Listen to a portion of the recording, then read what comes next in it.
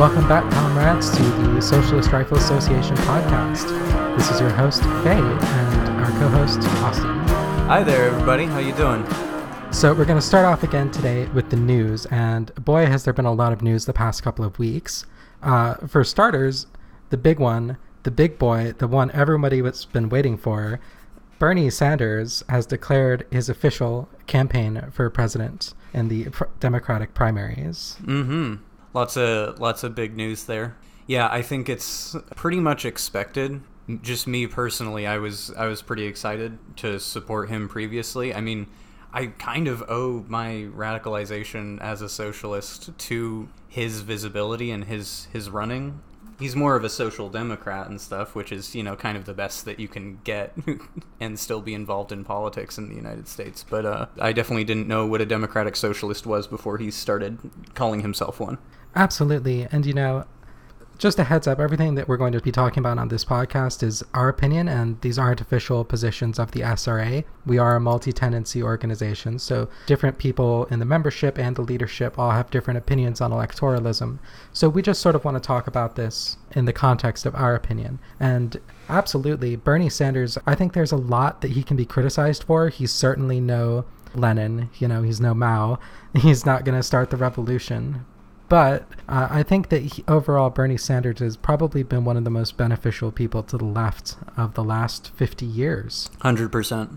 I think that he's a great example of the kind of strides that can be made just by increasing the visibility of people who call themselves socialists. That's not to say that electoralism is necessarily the only way forward. We in the SRA are certainly more of the mindset that we need to embrace mutual aid, we need to protect ourselves, we need to look out for our own communities and not expect that electoralism is going to fix all of our problems. But we do have to consider the visibility of someone like Bernie puts the word socialism in a lot of people's mouths. It's even put the word socialism in the president's mouth, where he feels like he needs to publicly rebuke it now, which is, you know, something important to acknowledge. I personally am excited for Bernie to be running again because of that increased visibility, because of the discussions that are going to be happening around him. I'm not going to be calling people up and saying like, hey, did you know that democracy is rad and we should all be doing that? That's certainly not what I'm going to be doing. My efforts are going to be largely spent exactly where they're at right now. But I think it's important to realize that Bernie is a step in a positive direction for us. You know, kinder capitalism is still capitalism, but it is kinder, and there is a certain amount of harm reduction that happens if someone like that is able to radicalize platforms in the way that he has, where almost every single Democratic candidate right now at least feels the need to lie to the public that they support Medicare for all, which is admirable in its own way. Yeah, absolutely. And I would agree. I'm not going to be phone banking for Bernie. I'm not going to be going out and canvassing for him. But when he announced his campaign, I gave him that $27 because I'll tell you what, it's nice seeing somebody in the public sphere who will make billionaires afraid. The reaction of the well-heeled members of the media has certainly been entertaining, if nothing else. Oh, God, yeah. It's just hilarious to see the fear-mongering and the people, you know, just parroting all these topics from McCarthyism and kind of the modern-day example of that in Venezuela, and looking for all the usual straw men to be like, hey, look at this country that we destabilized isn't doing very well. Doesn't socialism suck? But that does bring us back to some of the criticisms of Bernie, which is that when it comes to his foreign policy, he's not particularly anti-imperialist. You know, just recently he tweeted out support for ousting Maduro, although he's not as much of a war hawk as, say, Marco Rubio, who is currently pushing for us to invade Venezuela. Although he's certainly no hawk, Bernie Sanders is certainly willing to bow down to and appease the members of the military-industrial complex by giving tacit support for their, or even just explicit support for their imperialist wars in order to pursue his domestic agenda. So you sort of have to look at things at the perspective. Even if Bernie Sanders might improve the reputation of socialism in the U.S., even if he might push beneficial social democratic policies in the U.S., how much is he able or willing to do to prevent the harm that U.S. imperialism does across the globe in its suppression of left-wing movements and its exploitation of vulnerable populations? Yeah, absolutely. I think that even on that front, there's something to be said for it being a step in the right direction, that at least he's not calling for outright invasion, which when you're talking about American politics, that's something that everyone can get behind who's currently involved. They're currently very like, how do we spread American influence across the globe as much as possible? And so it's kind of sad and cynical to be like, oh, well, at least he's not saying like, we should publicly execute Maduro and publicize it on all of our, network channels or whatever. At least he's not doing that, which is really fucking sad to say. Yeah, and although it's questionable how much, again, he'd be able or willing to do with regards to American imperialism, in a global sense, Bernie Sanders is one of the current Democratic candidates who is most supportive of radical action in reducing climate change and addressing the massive harm that's bearing down on us with that respect. Bernie Sanders is a backer of the Green New Deal, and while that is not sufficient to address the necessary retooling of our economy to prevent catastrophic climate change, it is the most radical and most effective document put forward so far. Although it's not binding, if its roadmap were to be followed, that would probably be the best chance that our country and the world really has for addressing climate change within the capitalist framework. So, Bernie Sanders might be a bit deficient on his foreign policy, but in the long run, I think it's probably just as, if not more important, to address climate change and reducing our carbon emissions right now. That will probably benefit our comrades across the globe much more than any foreign policy change that Bernie Sanders could realistically implement. Yeah, the rest of the Democratic establishment, I mean, you can say certain things about him not necessarily being a part of it, but he's running as a Democrat, he's affiliated with the DNC, all that kind of stuff. As far as looking for allies in that establishment who are even going to consider even the moderate actions that are proposed in the Green New Deal, no one can really be found, who's willing to do some of those things. The great example recently is Dianne Feinstein. A bunch of children go up to her and they're saying like, hey, we really need bold action on this. We only have about 12 years before everything goes extremely badly. Well, listen here, little lady. I've been doing this job for 30 years and I've never gotten anything done. And I'm not going to change that anytime soon. So you just sit your pretty little butt down and run for senator when it's your turn.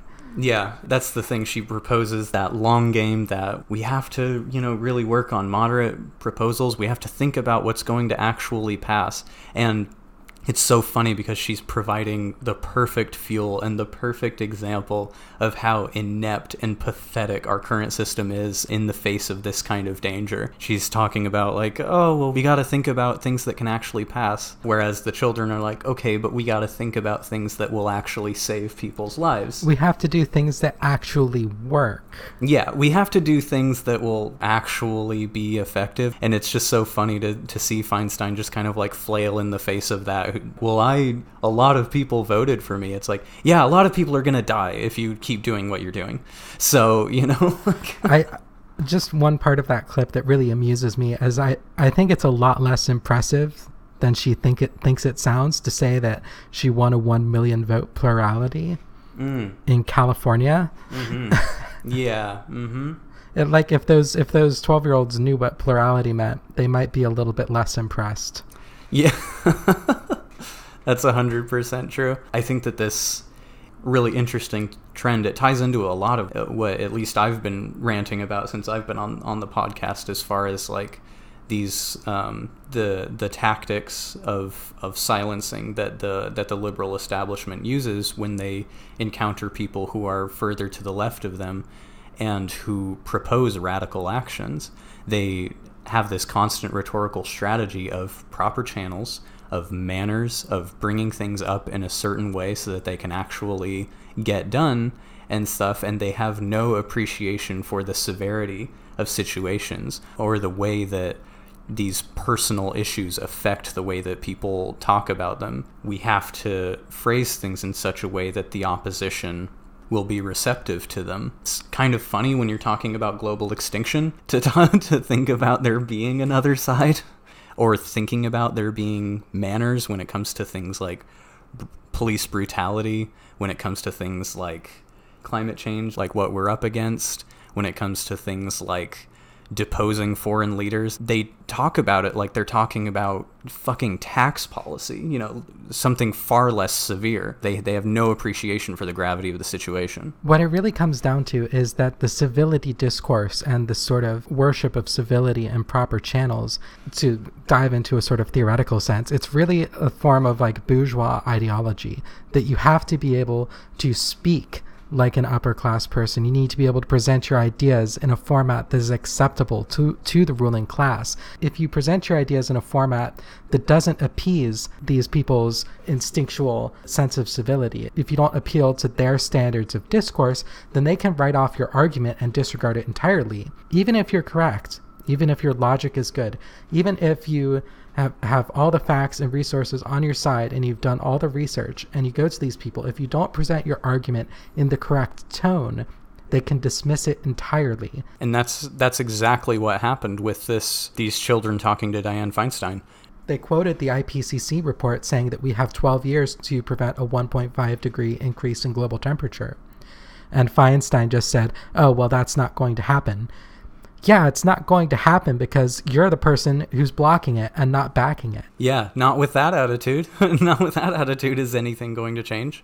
It's so interesting. These children were talking over each other. They were talking over Feinstein. They weren't participating in the usual systems of discourse and stuff, because how could they? They're talking about something that is so dire and so desperate and is going to affect so many people. Like, fuck you if I can't present it in essay format, Like, we're not talking about something that we can take the time to have a debate on. It's a lot like racism. It's a lot like things that affect a bunch of people. To have a debate on it is to legitimize the standpoint that there is something to debate, and there isn't. There's nothing to debate about climate change. There's nothing to debate about racism. There's nothing to debate about fascism. It's just bad. There's only one side. There doesn't need to be a discourse about it. It comes down to those who it affects and those who it does not.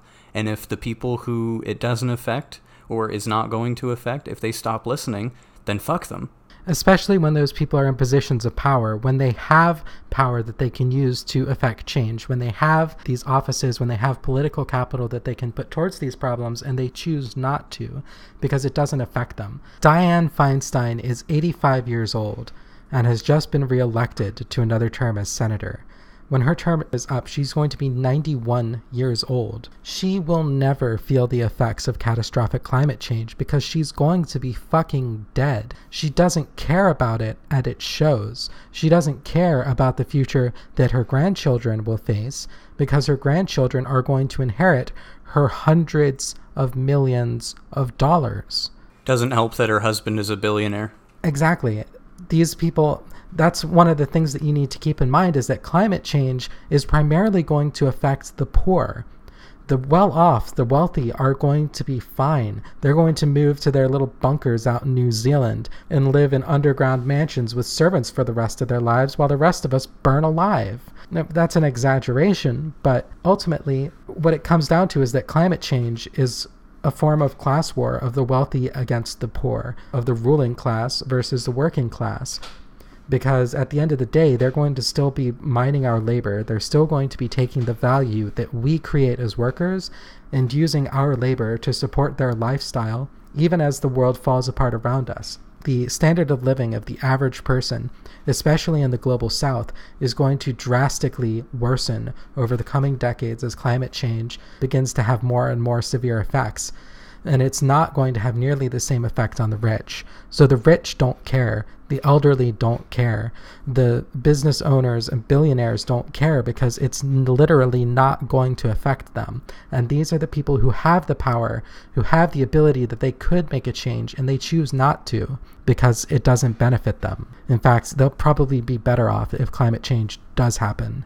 because then we'll be more desperate. Yeah, what better form of eugenics is there than almost global extinction that they can insulate themselves from? That's the thing. When we're talking about billionaires, especially when we're talking about climate change, we're not talking about humans coming together and trying to solve a thing. We're not talking about convincing them. When we're talking about billionaires, we're talking about enemies. We're talking about people who are directly opposed to improving the standard of living and preventing climate change from affecting the rest of the world who doesn't own as much as them.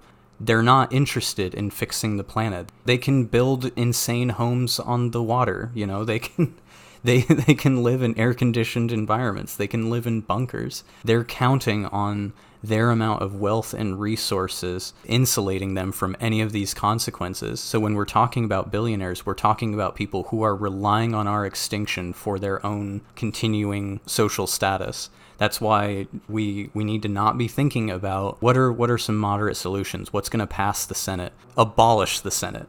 No one cares about the Senate when we're talking about billions of people dying because of the actions of billionaires. The only way to prevent climate change, because when you get down to it, when someone has $1 billion, at that point, we're not talking about wealth anymore. We're not talking about the things that they own or the money in their bank account. When someone has $1 billion, that's not wealth, that's capital. That's the ability to affect economic change, to make things happen in the world by allocating resources. When someone is a billionaire, that means that they have massive control over the economy. Their decisions determine what gets made and what doesn't get made, what gets done and what doesn't get done, what gets produced and how and by whom for what price. If billionaires don't support efforts to ameliorate climate change, then efforts to ameliorate climate change won't happen.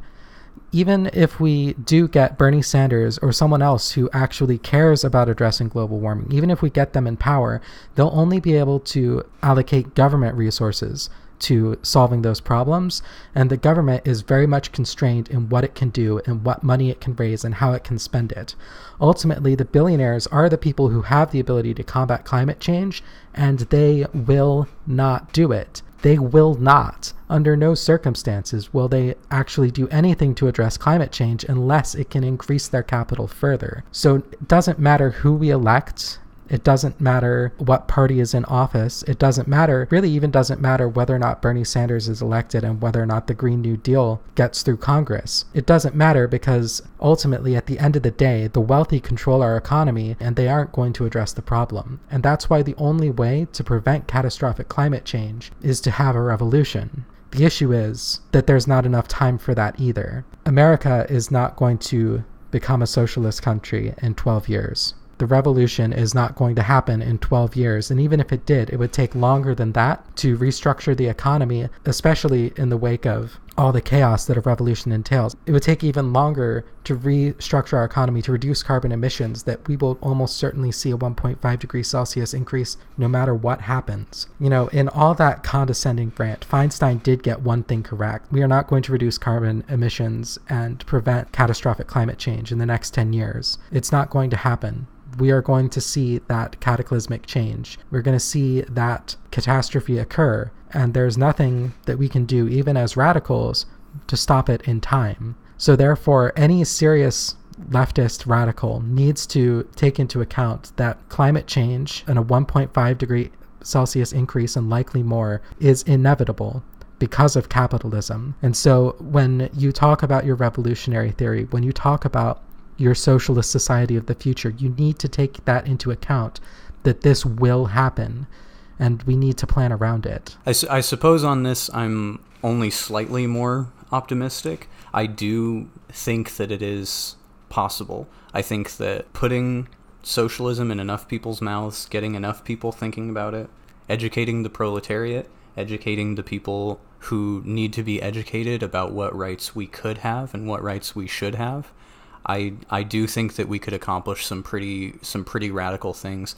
And I do think that a lot of the world, while, maybe they're not embracing socialism entirely, but I do think a lot of them are at least attempting to be more energy positive. I think it's worth saying that American capitalists are 100% our enemies when it comes to fixing the planet. but they are an enemy that can be defeated, because I think that it's just going to be a matter of the working class realizing the power that we actually have. I mean, we ended the government shutdown extremely quickly. It's just going to be a matter of telling people what power they have by withholding their labor, by putting their labor into more positive things, by attempting to protect their community, by understanding that electoralism is only ever going to reduce harm, that it's not going to protect you necessarily, because as we all know, the tools of the state often get deployed only to protect property. They don't really get deployed to protect people.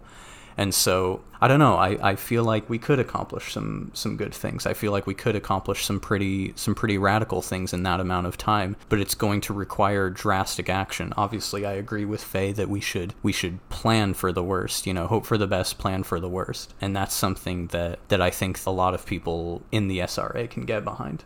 Yeah, when it comes to things as dire as this, you don't need to speak properly. You don't need to speak kindly. You need to speak loudly. You need to get in people's faces, and you need to propose and follow through on radical change, because that's the only thing that's going to save us. Manners aren't going to save us. You can't say please and thank you to a hurricane. You can't say please and thank you to an ice age.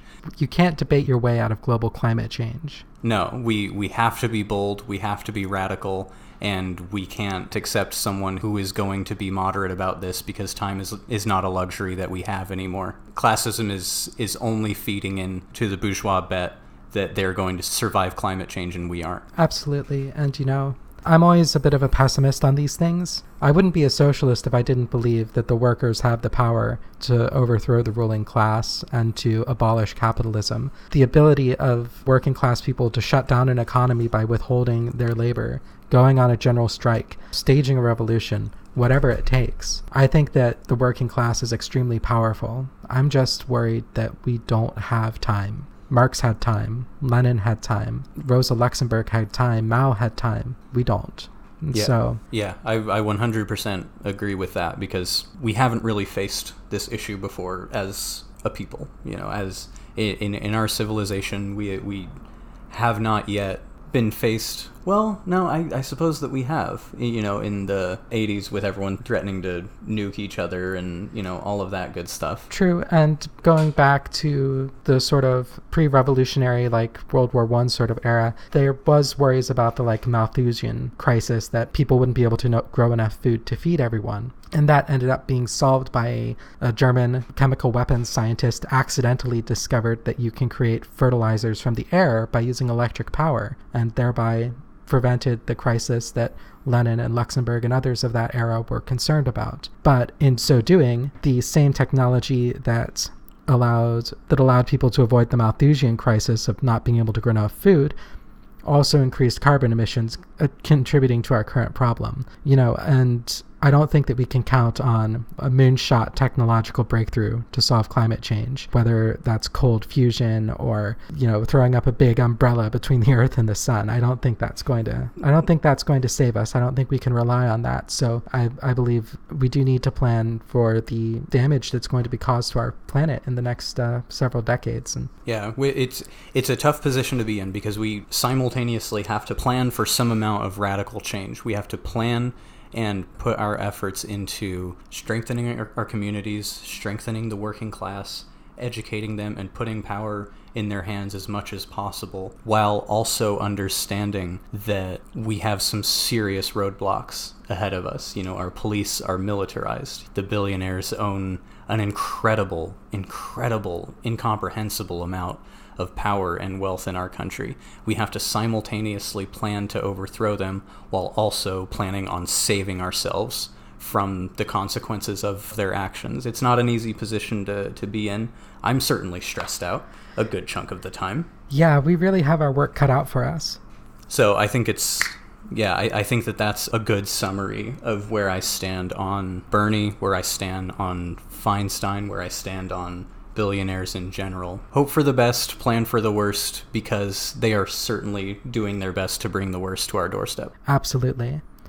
And I will remind you, whatever you think our future looks like, whether you think that's a post-apocalyptic nuclear hellscape, a world flooded and wrecked by climate change, whether you think the United States is going to become a fascist dictatorship, or whether you think that it's going to continue down the same slow neoliberal decline, I do want to remind everyone that in every single one of those scenarios, the left would not be worse off for having guns.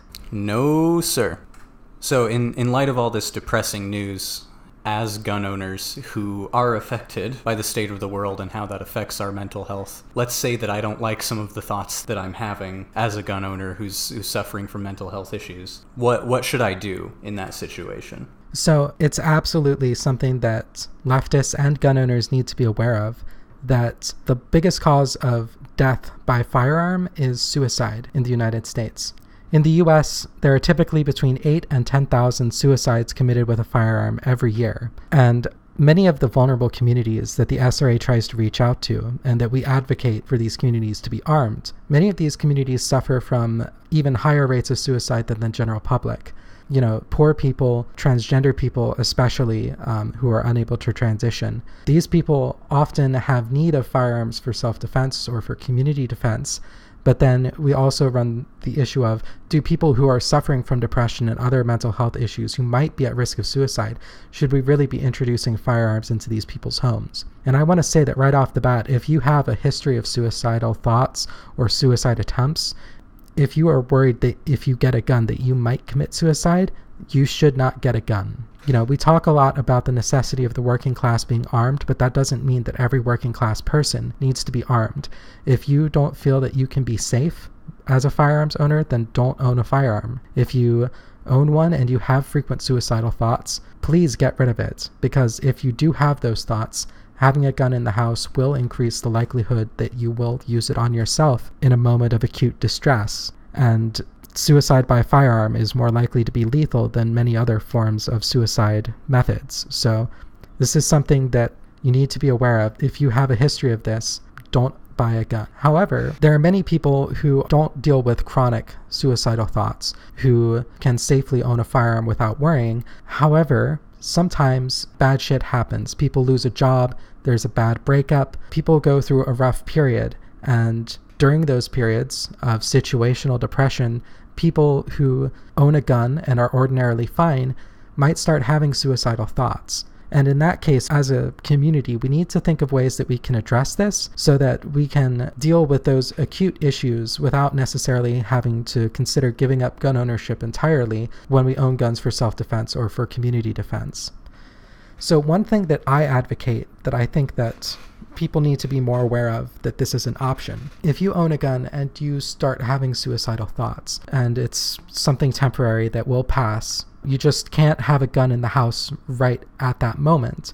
A good option is to give that gun to a friend, or to disassemble the gun and give parts of it to a friend, just to be able to get that gun and its ammunition out of the house, so that if you do get those thoughts, that you cannot easily turn it on yourself. Now, giving a gun to a friend temporarily can get a little bit legally dicey. In many states, especially in red states in the Midwest and South, you can typically transfer a firearm to someone, just hand it to them, and it falls into the same category as like a private firearms transaction, like buying a gun from someone off the internet or at a gun store, and it doesn't need to go through a background check or a firearms dealer. However, in other states like California, New York, New Jersey, where you have more strict laws on that do require all firearm transfers to go through a dealer and to count as sales, obviously giving a gun to a friend temporarily while dealing with a rough situation may not be the best option. It may be too difficult to deal with that paperwork. In a situation like that, I would advocate disassembling the firearm and giving critical components of it to a friend or a comrade for safekeeping. For instance, if you have a bolt-action rifle, take the bolt out of the rifle and give it to someone else. If you have a pistol, take the slide off the frame and give the slide to someone to hang on to. Components like slides, bolts, firing pins, trigger packages, these are just parts. They aren't legally considered a gun. So you can hold on to the frame of a pistol or the receiver of a rifle, and you can just hold on to that and still have legal ownership of the gun itself, But by giving critical components to someone else, you won't be able to fire it.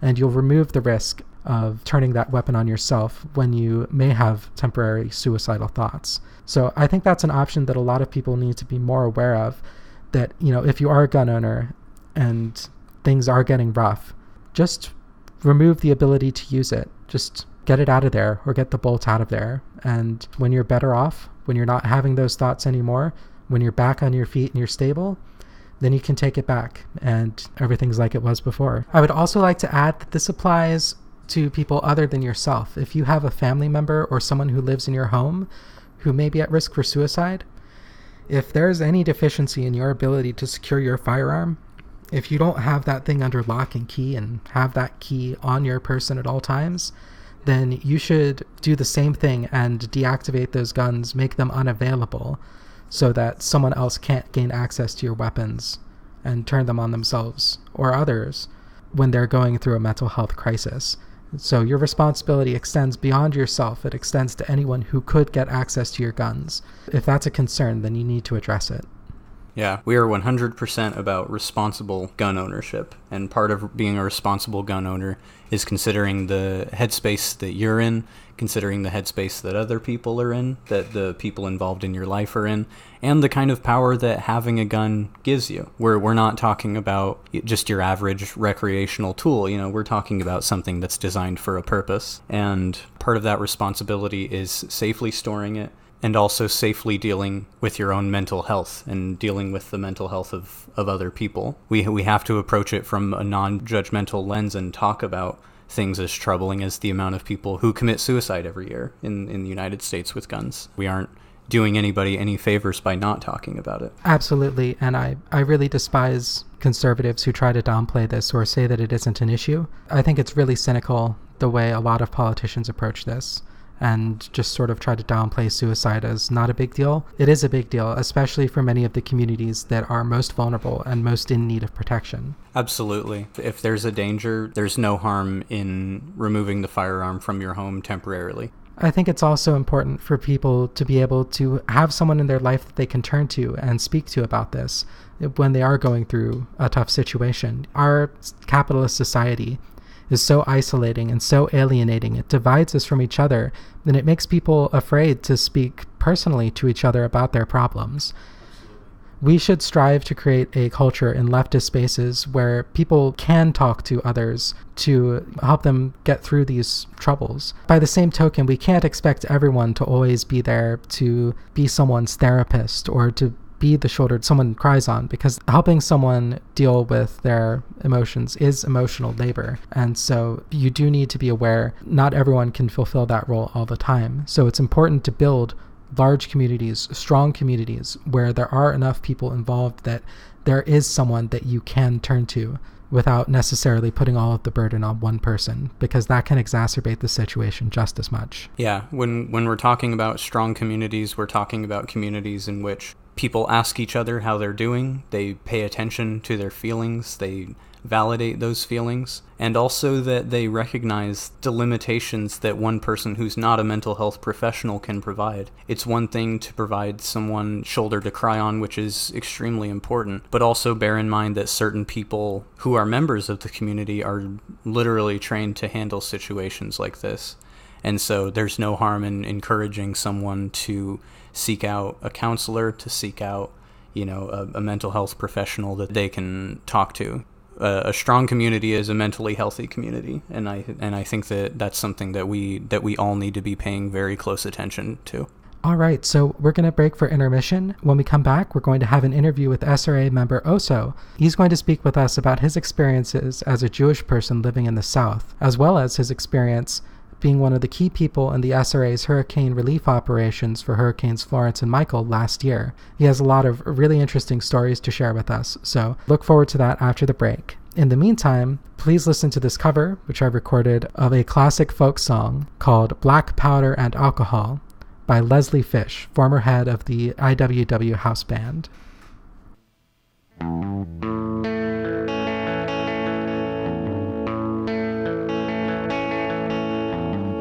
Black powder and alcohol, when the states and the cities fall, when your back is against powder and alcohol. Give me charcoal to the measure 2. Send that bullet where you want it to. Give me sulfur to the measure 3. Make that powder gonna keep you free. Give me saltpeter, measure 15. Sweetest shooting that you've ever seen. Remember, black powder and alcohol. When the states and the cities fall, when your back is against the wall, black powder and alcohol. Give me water, yeast, and veggie trash. Leave it sitting in the slurry mash. When it's ready, put it in the still. If you can't heat it up, the sunlight will. Draw the alcohol away and then put the slurry back and start again. Black powder and alcohol. When the states and the cities fall, when your back is against the wall, black powder and alcohol.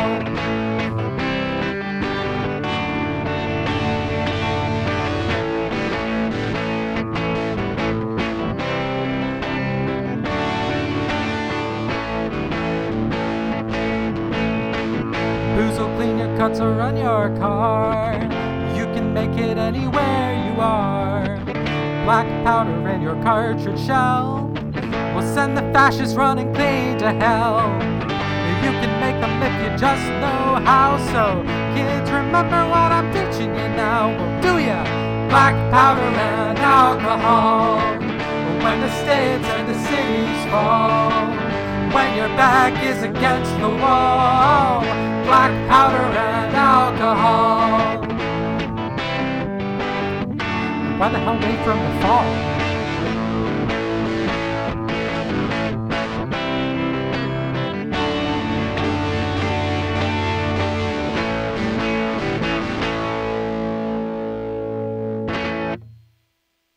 All right, folks, welcome back from the intermission. Today, we have an interview with an SRA comrade who's been a very important figure in the organization. Oso from our North Georgia chapter. Say hi to everyone. Hello, comrades out there in the SRA land. This is Oso from North Georgia. For anyone who doesn't know, Oso has been a big part of the SRA since the beginning. He was deeply involved in both of our hurricane relief efforts for Hurricanes Florence and Michael. He is our big Jewish bear of a comrade with an AK, and he's going to be talking to us today about some of the issues surrounding Jewish identity and gun ownership. Maybe at the end talking a little bit about his experiences with the hurricane relief actions. So why don't you tell us a little bit more about yourself? What brought you into the SRA? I joined the SRA because I was looking for having some more comrades here in North Georgia that maybe felt the same way as I did politically or had similar interests in shooting. But I kind of was feeling alone here in North Georgia because unless you have some kind of group that ties you together, people have a tendency to become spread out in this rural area. So I happened upon the account for Georgia Marxist, which he lives close by, and we got to talking, and he introduced me to the SRA, and I think he had posted about the SRA actually, and that got me interested in joining the organization. So living in the South as a Jewish person, are you practicing or are you just ethnically Jewish, or is it? I'm a religious practicing Jewish person. I am not ethnically. I converted to Judaism about 15 years ago when I still lived in California, and the Jewish community in the place where I lived there was bigger. We had Jewish community centers and everything like that. It was easier for me to transition into this religion to figure out my bearings, learn the things that I needed to learn about Judaism. In North Georgia here, I would have a bit more trouble learning about Judaism and the traditions because there isn't many resources available here for Jewish people. Maybe in Atlanta, there's a lot of Jewish people, but not in the North Georgia area. There isn't a synagogue for me to go to, for instance, here. However, there are a few Jewish summer camps for children, but that doesn't do a lot for someone like myself that would like to go to shul on a Friday night. Right. So it seems like the community is a lot more spread out there. You know, in a rural area, you don't really have those big institutions like a synagogue that can tie people together. So people are a lot more isolated. That's exactly true. That's exactly true. And it makes me feel more vulnerable as a Jewish person here because there isn't a sense of community here. Not having a place to go and worship really disconnects you from that community. Do you ever feel like there's any danger or threat to you because of your identity or to other members of your community? I know that there is a significant Klan presence and other white supremacist groups in various parts of Georgia. Is that ever an issue there? Well, I've been in contact with what they call hammerskins, and it makes me worried just seeing what's going on and reading people's thoughts online and people that I know exist here, you know, in this area. It does make me worry for my safety and my family's safety, just being, you know, in the same house with somebody that would be a target for the white nationalists. I have worked at places as a bouncer and have come in contact with these hammerskins or other, not necessarily Klansmen, but just people that make comments that are derogatory. Even though I'm not a ethnically Jewish person, somehow they still make those assumptions and kind of threatening looks and say things in a threatening manner. I've not felt this way when I lived in California. Let's just say that. Yeah, we do have our white supremacists here in California, but they tend to be a lot more on the down low about it. Yeah, I haven't experienced that there at all. But when I got here, working as a bouncer in these places, it's strange that they would, I don't know, maybe it's that, you know, here's a big guy, I'm going to challenge him. You know, maybe that's the thing. I don't know. But I definitely have felt more threatened here in Georgia than I would have in California. So we mentioned a little bit before beginning this interview, you told me a little bit about those Jewish summer camps and some of the precautions that they take. Can you tell me a little bit about that without necessarily saying anything that you shouldn't say? Yeah, there's I think at least 2 Jewish summer camps up here in North Georgia, and they're, you know, tucked back away. They're not advertising who they are, but there are a few people in the Jewish community that are here. There's not a lot, but we have used those facilities in the past, for instance, for like Passover and things like that. We use some of their facilities, but it's kind of wild. They have very high security, armed security, and it's interesting to see something like that in real life. What we do as a business here or to make a living is we haul the recycling from all these places, and one of the camps was our customer, and I got to see firsthand, you know, inside the layers of security to protect Jewish children, you know, just trying to go to summer camp. And that's just totally foreign to me. Growing up, I went to a Christian summer camp, and they had one sort of part-time rent-a-cop, you know, retired police officer with a revolver and a stun gun. And dude wasn't even always there, and that was all the security they had. And having this community where people feel the need to have armed security to protect their children at these places all the time. Something that I think a lot of people overlook is the sort of security culture that the Jewish community has to develop. And there's a lot more of that sort of community defense aspect within that community than you'd see in a lot of other groups in America. It's true. It's true. You know, with the shooting that they had in the synagogue in Pittsburgh, that incident right there, for me, really drove home the need for higher levels of security in our communities. I don't know. It's kind of tough to even think about, you know, that like I carry a gun every day because of some of the experiences that I've had here since I've been in Georgia. You know, the things that I've read about people who live here that want to kill me just because I happen to identify as a Jewish person. And the situation in the synagogue where lots of people were murdered, they had no protection. You know, there wasn't anybody to help them. Now, I'm not saying we should bring guns into churches and synagogues. I don't know. But it is very troublesome, and I worry about it every day. That's one of the reasons why I am armed every day, everywhere I go. Is that something that's accepted in the community, or is that something that people might give you a side eye for? Is it something that people would understand? See, I've mixed feelings in that regard. I have friends that go visit Israel every year, and one of the first things that they do is they have someone that holds a gun for them so that whenever they get there, they have it. You know, I can't speak for everyone. I can only really speak for myself. But I think there's definitely people that have a mind for higher security. And in our community, there's more of that than not.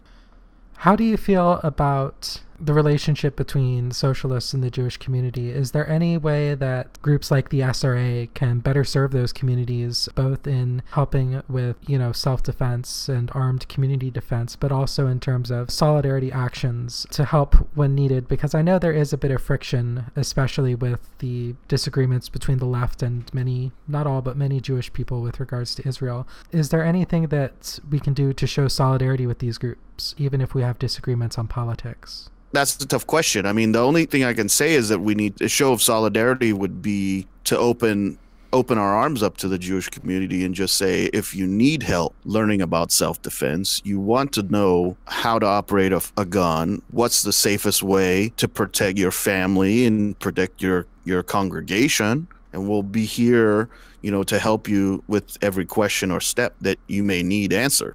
Absolutely. And even beyond firearms, being able to help with material needs as well, just in terms of when there is damage to a community like that, if there is a shooting or something else, just being able to show solidarity in terms of donations or anything else, I'm sure would also be greatly appreciated.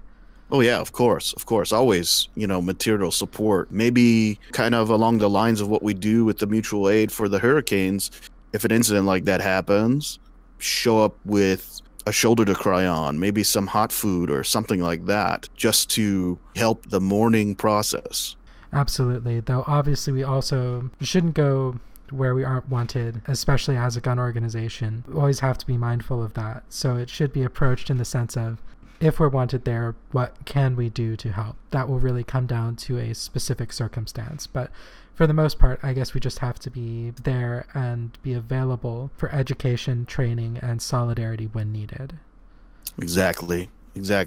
Just have open arms about it. We're here, we'll help you. So, talking now about hurricane relief, you had a very critical role in both of our hurricane relief operations. You have a very nice truck that you were able to donate to the cause and to help haul supplies to the places that were needed. Can you talk a bit about your experiences with those two actions? Sure. Thank you for saying the truck is very nice. I just got done doing some major repair work to the truck. It's got some age and wear on it, but it does the job. For the hurricane operation for Florence, I volunteered the truck because I knew we were going to be close enough to the Carolinas, and that's where the hurricane was set to fall. Our president, Alex, and Georgia Marxist, who lives close by, the three of us set out to bring supplies to some shelters. And we were able to go to Costco. Alex actually drove out here from Kansas by himself, which was like a hero's drive. It's very far. Made it here in a day. We got together, we formed a plan and what to do, and we were to leave the next day to go and deliver those supplies that he had brought some from Kansas, and we were to get some from the Costco locally here the next day. So we loaded up all those supplies in the truck. We went to the Costco, obtained a whole bunch more from the funds that I think they were generated on a GoFundMe. We loaded them up. We raised about $1,300 for Hurricane Florence. Okay, yes, it was pretty good for a first kind of. I think it was a great job for a first time that our organization had ever done that. I think we did awesome. We raised an incredible amount of money in a short amount of time. I think it was 2 days, something like that. Okay, when we headed to, what was the first place we headed to? It was, I believe it was Augusta, Georgia was our first stop. And it was I want to say it was a Lutheran church, Iglesia, I don't remember the rest of the name. Anyway, they had set up a Red Cross shelter there. And we had a bit of a hard time finding shelters on the Red Cross website that were available to take in donations. You would think that there would be a much easier process for people to actually bring physical things to them, but it seemed to be very cumbersome. And Alex was doing a great job sitting shotgun and trying to find the shelters that we were going to take to. But he found this one in Augusta. We went there and we dropped off about half the supply to them, and it was pretty cool. Lots of smiles, and everybody was happy to have the supplies. And I felt like we were doing some really good work there with that, because they didn't have a lot in that shelter. They had maybe a couple of cases of water, They had like a small kitchenette and things. So they had a little bit of stuff. From Augusta, we headed more towards South Carolina, more towards where the storm was actually happening. We were kind of driving into it. And I said the second part of our load, we were trying to find another place to take it. So Alex was looking on the phone at the different shelters, and we were trying to locate another shelter that would accept donations. And we ended up at a college. And the name escapes me of the college at this point. But we rolled in there maybe about 5 or 6 p.m. And the atmosphere was very eerie. You know, it's those big oak trees with some of the Spanish moss hanging down, but the campus was almost completely empty, as you could imagine. And we went to the gym, and the gym was where the shelter was supposed to be. And we talked to the shelter manager there, and they were actually closing that shelter down. They didn't have anybody there to come stay. So we all had to scramble to figure out where it is we would take the rest of our supplies. And we were all got on our phone and searched around, and we found a shelter in Orangeburg, South Carolina, at an elementary school. And we drove there. It took us a little while, about an hour to get there. And that shelter was full of people. So we talked to them about if they wanted to take in supplies, and they're very happy to have them. They'd had maybe half a dozen cases of water, and that was all they had. And they had a full shelter. So we unloaded the truck, backed it up to their door, and unloaded the truck there and got help unloading it. And, so they asked, what is the group that you're with? Who are you guys? Why are you bringing supplies out here without getting into a huge explanation of who we were? Alex just says, yes, we're with the SRA. And the guy says, well, what is that? Alex says, well, we're communists. And the guy, the shelter manager, he just says, oh, well, thank you, communists. And it was really funny. We got a good laugh, and he gave us some blankets, some of those really nice shelter blankets. And we pretty much just left from there because the storm was 10 minutes from that shelter. We really needed to get out of the Carolinas at that point, or else we were going to have to stay in the shelter, I think. We drove back, and as we're on the freeway, you could tell the wind was picking up. The truck started moving a bit to, side to side, and I gave it a bit more gas. And I mean, the rain picked up, the wind picked up, and it was literally the storm was chasing us down the freeway. We made it out of the Carolinas without any incident, and we didn't have any major issues, no failures. That trip was a really good trip, and we all got along in the car. It was a very long day. Nobody got mad with each other over ideological differences, and it was really great. And I'm happy we went there. It was a good trip. Sounds like it, especially bringing supplies to a crowded shelter with not enough and being able to say, oh, yes, we're communists. I think there's some value in that alone. Oh, yeah.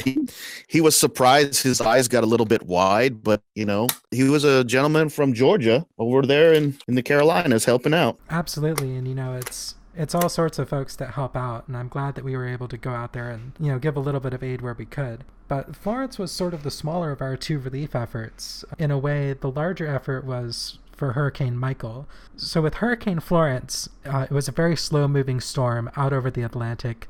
We had a lot of time to prepare. We started raising money days before it hit the coast. With Hurricane Michael, we had about maybe 36 hours worth of warning. And so we started raising money just right before the storm hit. And then you went down there just a day or two later in the aftermath. So that seems like it was a very different operation, at least in terms of what happened on the ground. So would you like to talk about our efforts with Hurricane Michael? It very much was different. The timetable was really bad for having, a lot of volunteers and trying to muster people to get down there. When we started the fundraiser, I saw that it was going pretty good. And then I think it was like the day or two before I was going to go and load the truck and buy all the things. We had a donor that gave us a very interesting amount of money. It was really cool. I think a lot of us saw that donation, but for those who didn't, someone donated $1,312, which was really pretty awesome. Yes, and then after that donation, that person then donated again. So someone, not entirely sure who that was. They had a name, but wasn't clear exactly who it was. That person probably accounted for a third of the funds that we raised, at least. And we raised something around $3,500 for Hurricane Michael. So much that we weren't actually able to spend all of it on supplies because Oso just couldn't fit that much in his truck. Yes, the truck was loaded down. I went to a grocery store called Aldi because their prices are really good. And I was able to get along the lines of about $500 worth of canned goods, tortillas, some ramen soup, a lot of food I was able to get there. That, as much food as I bought there, was like 2 or 3 shopping carts. I want to say it was 2.5 shopping carts there. Didn't even fill the truck halfway. But it was so much we needed that many carts. The next day we went to, that same day I went to the Home Depot. We got a chainsaw, all the things you need for cutting trees, extra fuel and the gas tanks and the bar and chain oil and the tools and everything for down trees, because that was a very big problem in Hurricane Michael. Is there was a lot more trees down and on houses and in roads and everything there. There was a lot of wind with that one. And then the following day we went to Costco, and I was met by some comrades that actually lived in Tallahassee that were in Atlanta escaping the storm, and also a comrade from up here in Atlanta. And we all went there, got the remaining supplies, which filled the truck all the way to the top. I couldn't get any more in. I had the cab filled and I had the back filled all the way, about 6 feet stacked. Wow. All the kinds of food and water, but I think 25 cases of water, diapers, sanitary supplies, soap, anything that you can possibly think that might be needed there. We attempted to get, and we spent all the limit that we could that would fit in the truck. So we pretty much bought everything we could buy. And from there I left. I went down to Florida. I drove by myself. It was a long day. The plan was actually to stop in South Georgia where there was some damage. And we were in contact with some comrades that lived there. And along the way, they determined that, we didn't need to stop there. They had everything under control. There was no need for supplies. They had everything they need. So I changed the path that I was traveling, and I took a more direct route to Tallahassee, which was the spot where Mutual Aid Disaster Relief had set up at the Florida People's Action Center. I was heading down there to drop off supplies, and on the way there, there were trees knocked over everywhere. Wow. Power lines in the road everywhere. It was quite the sight to behold. I have not seen that kind of destruction in my life before, or in my life experiences before. I'm from California. I've seen wildfires and been around earthquakes and things like that, but never something like this. It was a lot of destruction, but mostly because of the trees. The trees, they fall down on everything. But I got to Tallahassee, it was about 9:00, and going through town in Tallahassee, some places had power, some places didn't. A lot of the street lights, the signal lights, were powered by generators on every corner. So I would say that area was hit pretty hard. But from what I understand, the areas in Panama City Beach were hit much more devastating, winds, and there was a lot more damage. The facility there in Tallahassee was used as like a staging and collection area for supplies to be distributed by Mutual Aid Disaster Relief. They, meet there and then take the supplies down in areas where there was maybe a migrant community that couldn't go to the shelter, because there were rumors that ICE was sitting outside of shelters and ready to take people that were going in for help. So I really want to give praise to the Mutual Aid Disaster Relief folks down there and the comrades that I made, because they're doing some really good work. I was following that communication after you dropped the supplies off at the Florida People's Action Center, and we just did the supply delivery to the area just so they had that stuff on hand. Mutual Aid Disaster Relief and members of Tallahassee DSA and other groups did the actual work of distributing that to communities in need. They drove out to west of Tallahassee and down south to Panama City or Panama City Beach, and they were able to give those supplies to communities that could not seek shelter, and were able to directly aid those people So I think that especially want to give a shout out to Mutual Aid Disaster Relief and Tallahassee DSA because they really stepped up and did a lot for those communities. I believe we spent a total of $2,000 on supplies before your truck hit its limits, and the rest of that money we gave directly to Tallahassee DSA. Most of that money was used for temporarily housing people who were displaced following the hurricane, which is another thing that people don't realize. The sort of thing that we did running supplies is very important to helping people in the immediate aftermath of a disaster, but the harm caused to that community lasts for a lot longer, and people need help getting back on their feet. People need places to stay. So in that situation, cash donations to grassroots organizations on the ground can do a whole lot of good as well.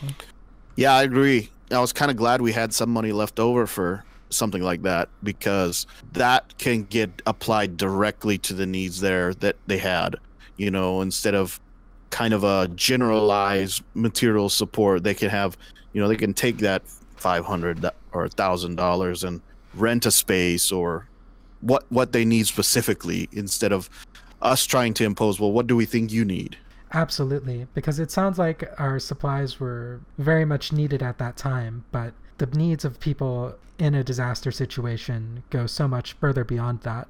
The sort of supply runs that we did are extremely valuable, but I would encourage anyone, if you're not able to participate in an action like this, or if you aren't able to donate money until after the disaster has already happened and you're not sure if you can donate, material goods like that, donating money to grassroots groups on the ground, especially left-leaning groups like Mutual Aid Disaster Relief, DSAs, I think PSL also participated in helping people out down there. Giving money to groups like that to help people with their specific needs can do a lot of good as well. So it goes beyond just supplies and supply deliveries. People need help for weeks and months after these events. It goes out of the news cycle really quickly, but you need to keep in mind that there are still people who need help long after the storm has passed. And like you were saying, I all followed along with the chat group about that hurricane well after we were done, and they were operating maybe a month after, 2 months. Yeah, well into 2 months after the disaster. Yeah, it was. There's a lot of work to be done when something like that happens, and whenever as grassroots and it's just people like me and you, we don't have bulldozers and everything like that. We have to do it with our hands. So of course these things are going to take longer. So based on your experiences, do you have any advice for people who want to take part in a sort of direct mutual aid, like of the sort that we engaged in? Do you have any specific advice for people who are wanting to help in the way that you did? I guess my advice would be, if you want to help and you have it in your heart, you can be of some help, and you want to do good for what's, in the situation, follow those, solidarity network or requests for solidarity. See what people need. And then depending on what you can do, not everybody has the ability to do money or give food. If you can go down there and you can help pass out food, or you can go down there and maybe be somebody that somebody can talk to, because there's a lot of stress involved in these disaster scenarios. Just, listen and do what you can to help people. If you feel that it's your duty to help, by all means, go and help. That's really the most important part, is to follow those feelings and actually go out and do the work that you're able to do, from each according to their ability to each according to their need. It's a socialist cliche, but it's a cliche for a reason, because it's true. If you have the means to help out and you feel that solidarity in your heart, you just need to go out there and do it and be available for the people who need it. It's true. Just do what you can do. That's all I can say about that is if you feel like you need to help, go help. Awesome. Well, thank you so much for coming onto the podcast to talk about these experiences. Before we sign off, is there anything else you'd like to say? I don't have a lot else to say. I know I got a little bit long-winded in my storytelling. I'm just grateful to be a part of this organization and have so many new comrades, and maybe some comrades that I haven't met, and be part of this larger community of people that are willing to do the good work that needs to be done. All I can say is that I'm grateful for everyone, and solidarity. Solidarity forever. Thank you.